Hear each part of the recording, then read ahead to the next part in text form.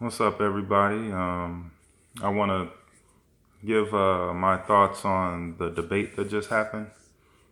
I wanted to wait a day, think about it, see what everyone else's reaction is, and soak it all in. But, before I get into that, we read the comments, my fiance and I mentioned Thomas Sowell a few times, and someone said I should actually, use him a lot and teach some of his word a little bit in the videos. So we do read the comments, and we will get back to everyone when we can. But I did pick up Discrimination and Disparities by Thomas Sowell.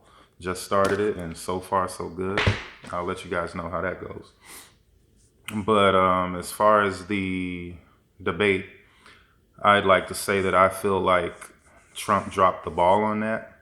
Um, he had both sides watching for the first time, probably, right? There's no one can put anything in his mouth. No one can, you know, just lie on anything he said. And I feel like he let his ego and or anger get the best of him.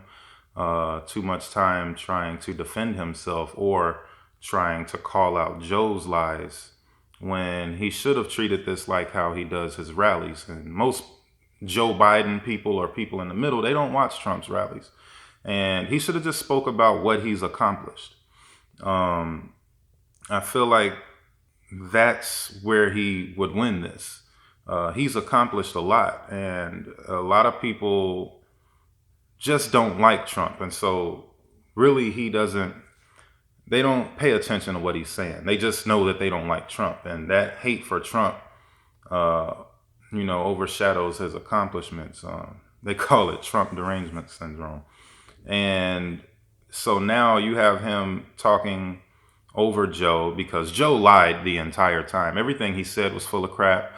He hasn't answered any questions, and he didn't give you any real policies that he's going to do. Everything was literally just anti-Trump, or he just, when a question was asked, he would just turn to the camera and go, "It's all on you to vote. It's all on you to vote."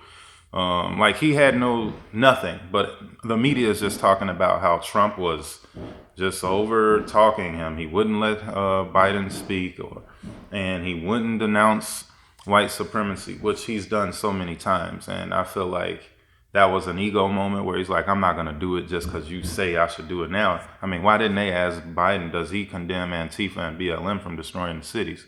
Like, that's okay.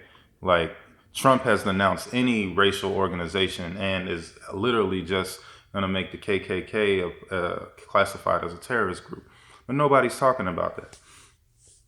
To give an example of why Trump failed this one, due to everyone just kind of being biased against his character, Naperville, Illinois, the mayor, and I quote, said he supports Biden because he's voting for character over policy. Now think about that. Character over policy. That's what literally anyone that supports Joe Biden is thinking, that, oh, the character. That's why Obama was slick for 8 years. He was presidential like, but he did nothing of value for Americans. And so you have people just don't like Trump's delivery, the way he carries himself, because he's not a politician. And Joe Biden gives political answers to everything. And Trump keeps it real. And that's how he got in. But when you say you will vote for character over policy, that means Trump can literally cure cancer. He could just cure all diseases. He could end poverty or whatever. But they will say we need to get rid of him because of his character. Like, I just find that weird. If he gets the job done and it's best for you as an American, right?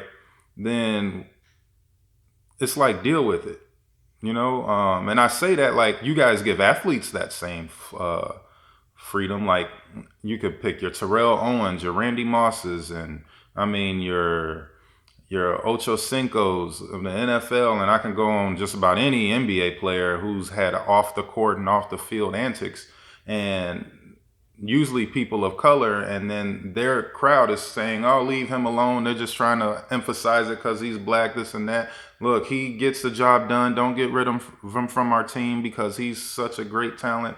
Well, have that same energy with Trump. He's a great talent. He might have some things we need to iron out as far as a personality trait, but he's productive as president, the most productive we've had. And the fact that we're only talking about him over talking Joe and him not condemning white supremacy is really sad. And that's all you guys are going to hold on to. Some of the key points that won't get talked about is like the mail-in ballot fraud, right?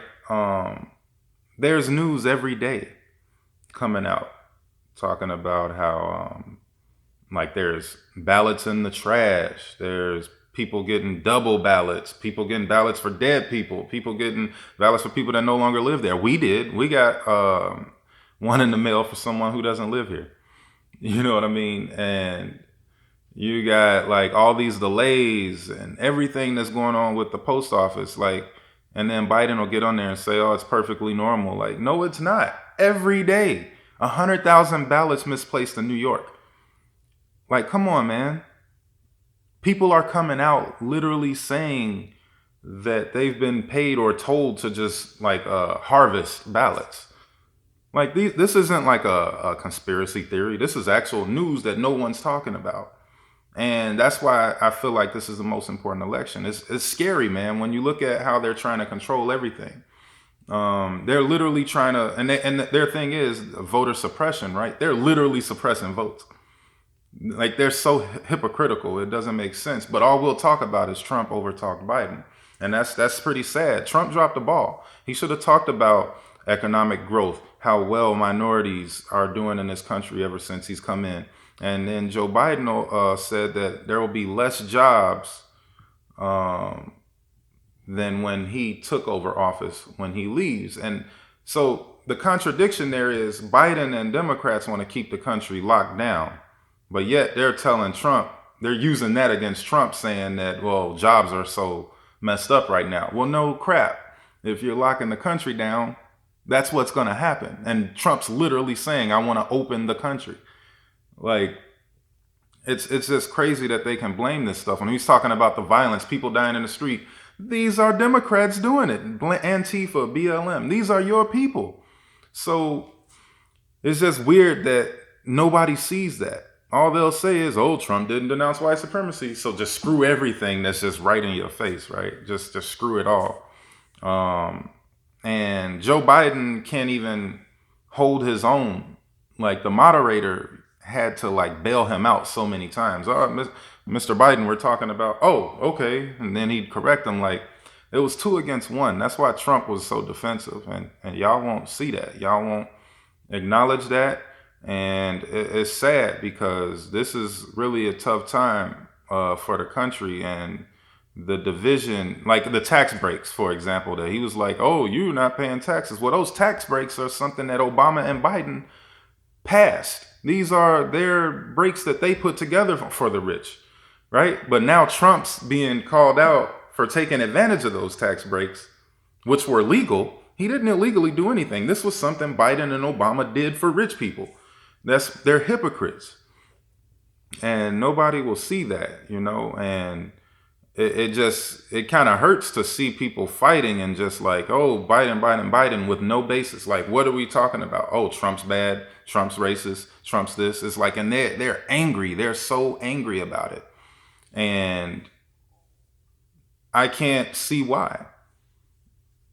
I don't know. I can't see why there's this hate for Trump. I mean, I feel like he's done more than any other president. None of you guys can say that you haven't had that locker room talk. Now I'm going into just everything he gets criticized about, but that locker room talk with the guys, the sports locker rooms, all the stuff that these people doing, like, and everything that you've done in your life. You are not perfect by far, but you got to look at the bigger picture also. And Biden and the Democrats are literally, like, I feel like our country is at war, but not a physical one. Like, this is the way that you take America down. It won't be by bomb, right? We know that we'll win. But this is how you take us down. You divide and conquer. And we're being divided, and Trump's the blame for that. And when I say that, I guess to help you realize these things, just look around. Everyone, from your celebrities, which that's all that we see on TV, right? Everyone that's on TV that's idolized in any kind of manner, whether they're down here or up here, everyone in that group, right, is pushing the Democrat agenda. So you mean to tell me that nobody in Hollywood, nobody on TV, no one that the world can see, that Americans can see every day, that these people that are thrown in our face, no one thinks differently? You guys don't find that weird? Everyone's on the same page, and more people are coming out as we get closer, like bigger people. You know what I mean? Like, that's just impossible. People are not made that way, you know, and that's kind of the plan. I feel like it's been all along. They've just been waiting and just slowly just grooming us as a society to just look up to these bullshit things and these bullshit people, just so when it's ready to hit that switch to try to really come in and take over, all right, everybody, you know what to do, you know what to say, you know who to pander to.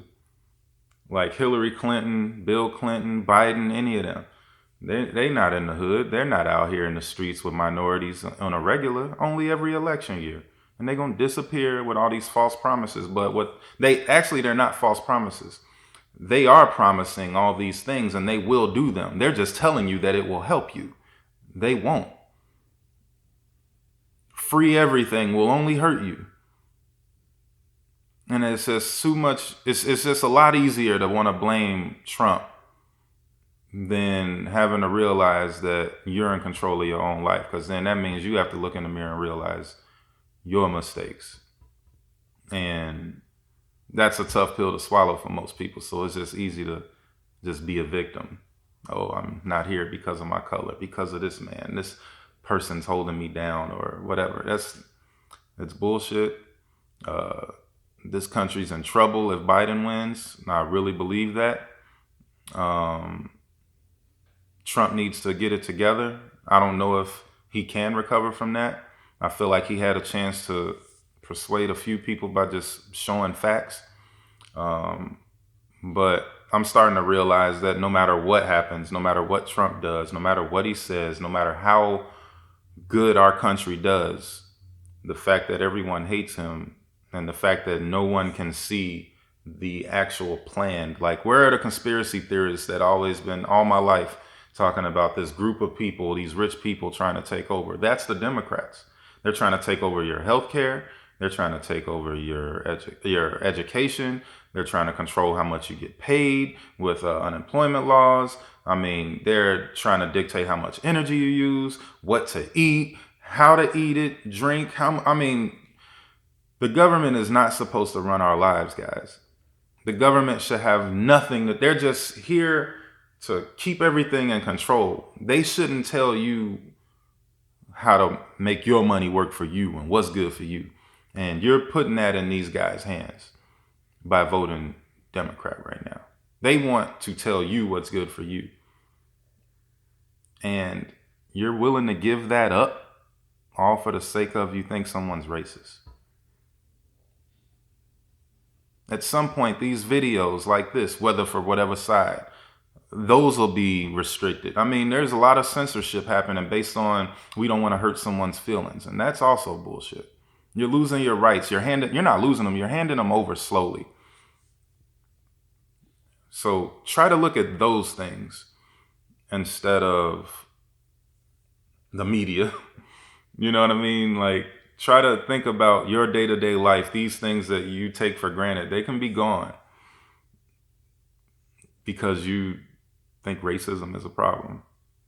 So I'll end that by just saying, listen, don't do any of this mail-in voting. Vote early and vote in person. Vote early and vote in person. That's the only way to do it. Don't trust anybody. If you don't want to trust Trump, don't trust him. Go and mail it. Don't mail it. Go and vote in person. That's how it's been done. Why would we change that now? Why would we change the Electoral College now? These are things that they feel like they have to do to get in office because they can't win on their own merits. Just think about it. Until next time.